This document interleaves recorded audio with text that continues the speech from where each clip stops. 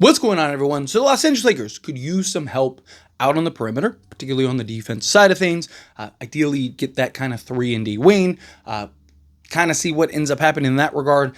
Andrew Wiggins, based on recent reports, seems to kind of be out of reach for the Lakers. Just the price is too high, and until Miami is willing to kind of drop that down, looks like the Lakers are kind of out on that regard. But beyond that, you still need to kind of solve that position. Now, there's a couple buyout candidates potentially that could be on the market. Talked about Marcus Smart recently, that he could end up being bought out, that the Washington Wizards want to kind of free up some roster space and stuff to kind of fill in a Cam Whitmore, kind of give him more opportunities to blossom and grow into the guy that many believe that he could be. I think he does have some real star potential, but that doesn't really help the Lakers, right? Lakers need to kind of acquire some upgrades, particularly out on the perimeter, guys that come off the bench, play some defense, knock down the three ball, or even slot alongside Luka Doncic. Whether Austin Reeves starts or not, right? It'd be nice to kind of have a guy that better complements kind of, Luka Doncic's weaknesses more than an Austin Reeves does.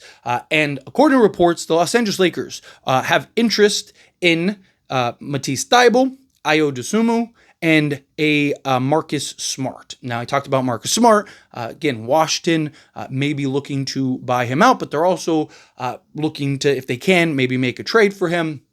There's kind of this sense that hey, maybe Lakers could pull something like that off with a Marcus Smart, where you're kind of working out Lakers want to do a consolidation trade, right? So they want to free up a roster spot as well as kind of clear some cap space. So maybe you could work something out where it's hey, instead of buying out Marcus Smart and just kind of losing him for nothing, why don't we kind of come to a happy medium? We'll give you, some pick swaps or whatever, and then kind of go that route. That could be something that the Lakers kind of explore and look into. As far as those three between Matisse Thybulle, Ayo Dosunmu, and Marcus Smart, in my opinion, I'd want the least out of them. You could argue that, he has the most experience, the most veteran, but I really worry about his three-point shooting. His shot selection at times is really kind of, very questionable. I did a whole video on Marcus Smart and the potential buyout, and I kind of went over the pros and cons of Marcus Smart. So if you're more interested in kind of a breakdown of Smart, go check out that video after this one, of course. As far as Matisse Thybulle and Ayo Dosunmu, right? Matisse Thybulle, I think, is a guy that can help and be exactly what this Lakers team needs, especially if he can keep shooting the 40+% that you saw last season, right? Matisse Thybulle is one of the best perimeter on-ball defensive guys in the league. The guy is exactly what you want slotted in alongside a Luka Doncic, maybe even alongside a Luka Doncic, Austin Reeves, especially if he can maintain that three-point shooting. That would be huge. And you got to think, you're playing alongside LeBron James and Luka Doncic, the quality of looks that you would get are unlike anything he's ever gotten. So, maybe that can kind of, even if he's not 40%, can he be 37, 38%, at least be good enough to where teams have to respect it, teams are worried about it, and he's knocking it down at a, consistent, efficient rate, then, we could be in some business there. Matisse Thybulle is probably the best right now impact guy. Right? He's probably the guy that you could plug in immediately and solve a lot of your needs. Although Ayo Dosunmu is the guy that I want the most. In a perfect world, you get Ayo and you get Matisse Thybulle. Because both guys, you could get both. They're obviously on separate teams, so you'd have to work out the trades. But both are on very reasonable contracts to where, the Lakers could go trade for Matisse Thybulle, work that out, and still have enough to go and get an Ayo Dosunmu, depending on what the costs are and the asking prices, of course. If they all want, first and Dalton Connect, well, they can't all get a first and Dalton Connect, right? But maybe you could do, Dalton Connect for one and a first for others, and now you kind of got two guys that are slotted in, playing in, and maybe Marcus Smart ends up getting bought out, now you got that, right? And, Matisse Thybulle and Ayo, they're big enough. Matisse Thybulle, you could slot in at the 3 because of his wingspan. He's really good at defending, right? Ayo Dosunmu, you could slot in at the 2, right? And then Marcus Smart, you should kind of have that 1 through 3 kind of off the bench that could be that defensive unit for you. It'd still make plays. But Ayo Dosunmu is the guy that I like the most. He's young. He's athletic, right? He can be, and we've seen him be, a very good defensive player, right? And some people might look at some of the defense stats, but you got to keep in mind it's in Chicago. Chicago's terrible defensively, bad team. The example I like to use is P.J. Washington, right? Because P.J. Washington was on a bad team, not looked at in any metric as a defensive player. People thought, he was well below average defensive player.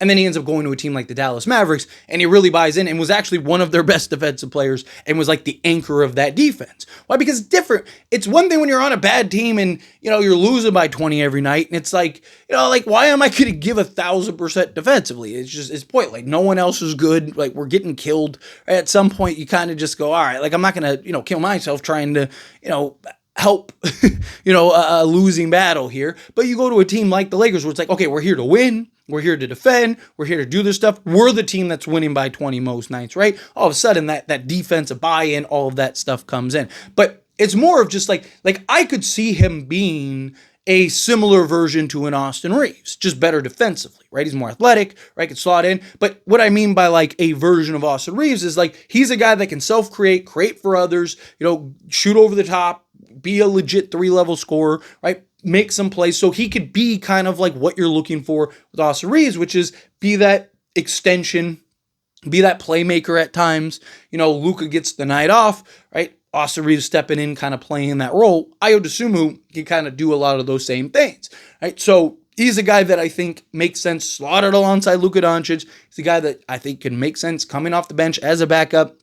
Regardless, I think that those guys make a ton of sense for the Lakers. All three of these guys really make a ton of sense for the Lakers. But I just really like the upside and potential of Ayo Dosunmu, right? Matisse Thybulle, kind of what you're going to get, right? Like, he's a guy, he's still young, right? You still have him for several years, but he's a guy that you kind of know the role in which he's going to play. You know what you're looking for from him, and he's going to play that, to perfection, right? Health, obviously, is the big concern with Thybulle. Same thing with Marcus Smart even, right? But, I mean, it's really the issue with the league, period, right? Nowadays. But, like, Matisse Thybulle is probably the most steady, consistent, you know what you're going to get type option. Ayo Dosunmu, I think, is the greater ceiling raiser potentially as a guy that, if he really does buy in defensively and be that legit two-way guy from you, one, he could end up being your sixth man off the bench that solves most, if not all, of your bench issues. And then two, be a guy that can eventually slot into that starting unit even and kind of give you that versatility that you're looking for, right? So I really like the idea of Ayo. I think he's a guy that can be, an A+ kind of blue chip role guy. A guy maybe even like a borderline all-star in the right situation, type thing. Again, I don't know. We don't know because we haven't really gotten to see him in that role, but he's had those moments. He's had those games. He's had those flashes, right? And he's been very consistent, right? I've talked about Ayo for last year and some change. He's a guy that I've wanted very heavily, right? I mean, you look at his numbers, like they're fine. Like they're good now. They're not like all-star level numbers, but they're good, right? And it's like, man, having that kind of guy off the bench right now would do miracles for the Lakers, right? Well, if you can kind of bring him in and kind of give him a more expanded role, because he's also like one of 8 guys on Chicago that Chicago's trying to balance minutes for and roll for and all stuff, because they got Giddey and White and all these other guys, right? They just re-signed Trey Jones, so they're trying to get off a guard. So Ayo Dosunmu is a guy you might be able to get pretty reasonably cheap. He's a guy that you might be able to get at a fair price. Because Chicago kind of needs to clear up some of that log jam. So maybe you could even work something out where, you're throwing them a bigger guy. Maybe you're doing a more expanded trade. Who knows, right? There's options and potential there. Maybe you're working out a 3-team trade. Maybe you're doing like a Portland, Chicago, and Lakers trade where you're getting Thybulle and Ayo Dosunmu, and guys are getting sent out. Maybe Jared Vanderbilt's getting sent out somewhere, and Rui Hachimura's getting sent out somewhere. Maybe you're even bringing in a Robert Williams III, whatever, right? Like, you could do this a million different ways, but if the Lakers can land at least one of Matisse Thybulle and Ayo Dosunmu, the only way I would trade for Marcus Smart is if it is for like something else, right? So let's say Bradley Beal gets bought out like he's expected and then ends up wanting to go to the Lakers, right? So now Lakers have to figure that out. Yes, they could waive Shake Milton and they could sign him if he's willing to take less than the biannual exception. However, if he's not, well, then you got to free up the biannual exception. So if you could do something where you're, maybe trading Gabe Vincent and whatever, Maxi Kleba, plus, let's say, 2 pick swaps to like Washington for, Marcus Smart, and you're landing Marcus Smart, you clear off the salary you need in order to go and bring in. We also have to waive Shake Milton, so now you cleared 2 roster spots, right?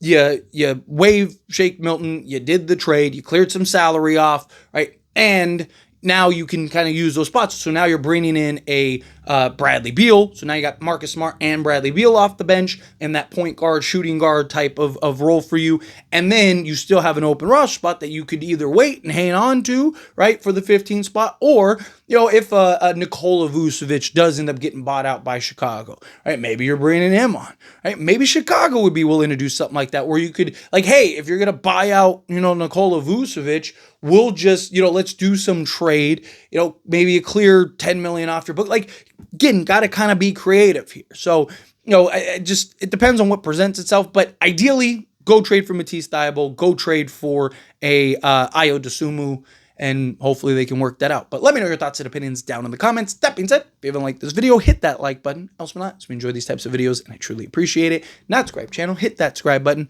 turn on the bell notifications. Appreciate y'all. See you in the next one. Thank you.